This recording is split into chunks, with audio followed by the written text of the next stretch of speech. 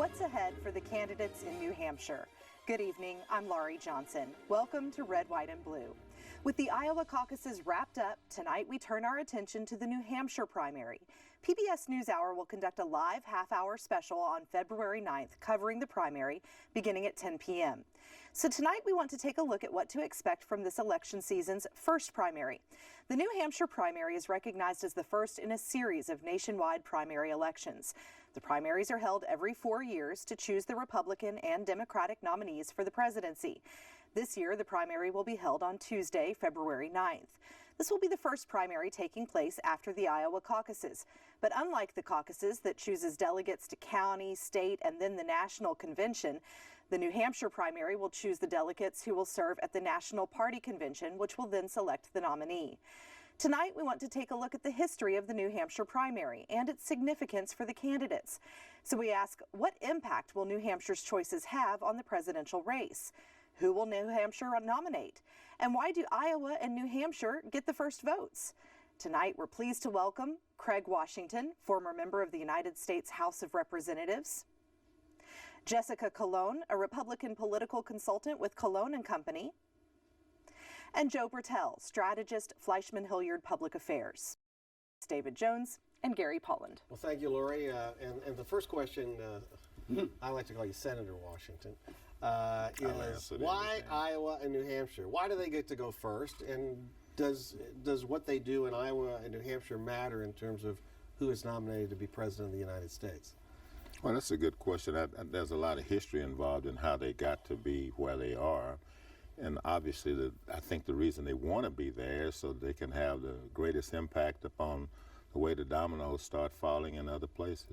Do you think that they do have impact? I think they do. I think on the Democratic side, I don't think that Iowa is going to have an impact this year because of a tie. So that creates a greater impact for New Hampshire.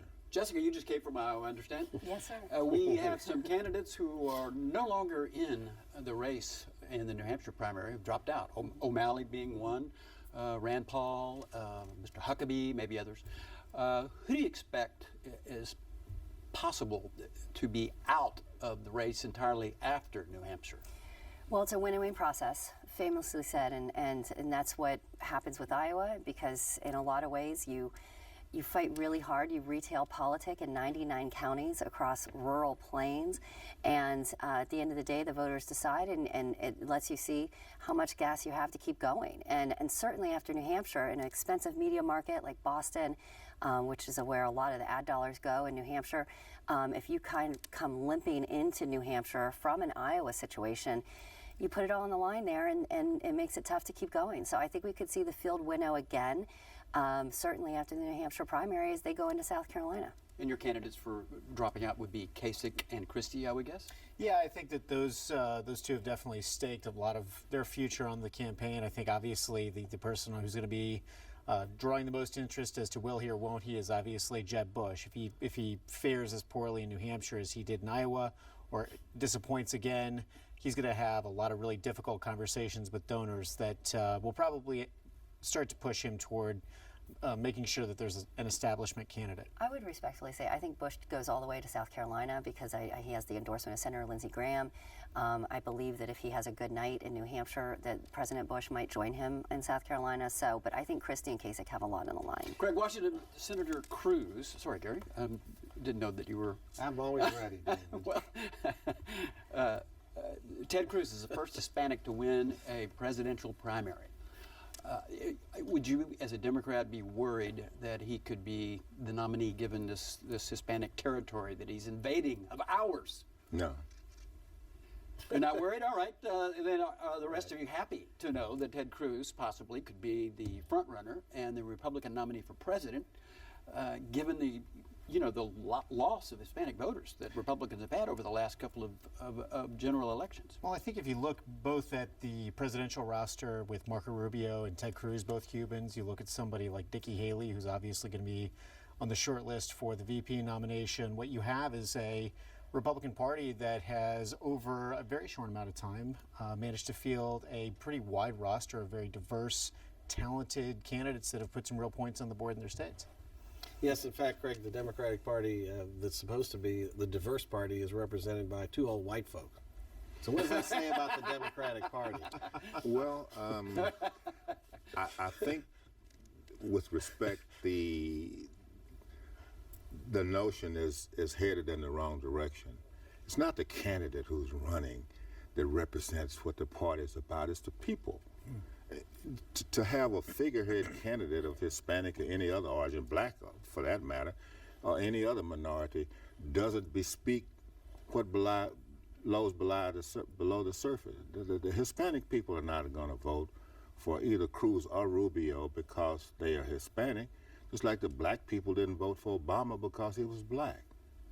Well, hello. Jessica, 62% of the Iowa caucus votes went to minorities, Hispanic or African American, Dr. Carson, in the Republican Party. Right. Well, they were voting on the candidate, they were voting the issues that they were putting forward, and that's what you saw the caucus voters responding to. And we actually saw it here in Texas in the last election. Republicans did very well amongst Hispanic voters in this last election because we were talking about issues that they care about and issues that relate to their life just as they relate to any other Texan or any other Iowan or any other American. And so that's what you saw the caucus voters responding to Monday night. Does that mean if the Republican Party ends up nominating a Hispanic or African American candidate, do you think that the percent of the vote coming from those communities for Republicans will go up significantly over what Mitt Romney got, for example? I think it absolutely gives us a great start to relate to that community. As long as elections continue to be popularity contests. If they ever stop being popularity contests and start dealing with substantive issues, then I think that race doesn't matter. Those things don't matter because it presupposes that people are monolithic, and they're not. All sorts of people who are interested in the issues that Jessica was talking about are going to be hopefully going to be looking at the issues one of these days. The reason that Trump has been so successful is because he's figured out that our elections have become popularity contests and reality shows. The people are angry because these politicians over the years have promised stuff that they know they couldn't deliver. They absolutely know they couldn't deliver. Bernie Sanders cannot deliver on the promises because anyone who understands the 3 branches of government in 9th grade civics understands that the president can't do all the things, no matter who he or she is. Can't do all the things that they're talking about. And that's why the people are angry. So you expect him to be made aware of by Hillary Clinton as they debate in New Hampshire that his health care for all, his single-payer program has now been evaluated by the... also known as Hillary Care. Yeah, it has been evaluated by the Committee for Responsible Federal Budget as $3 trillion in the hole. I mean, Hillary Clinton surely can make something of a plan that not only cannot pass, as Mr. Washington suggests, but is completely irresponsible in terms of its financing. But I think even if you got outside the Democratic conversation, Democrats don't want to have a substantive discussion on issues. You look at middle-class wage stagnation, you look at the effects that the health care law is already having on middle-class and working families, and I think, to Mr. Washington's point, one of the reasons that Donald Trump has resonated so deeply is tapping into the idea of, hey, you know what? People are scared. They are tired of feeling like they are working harder to get less.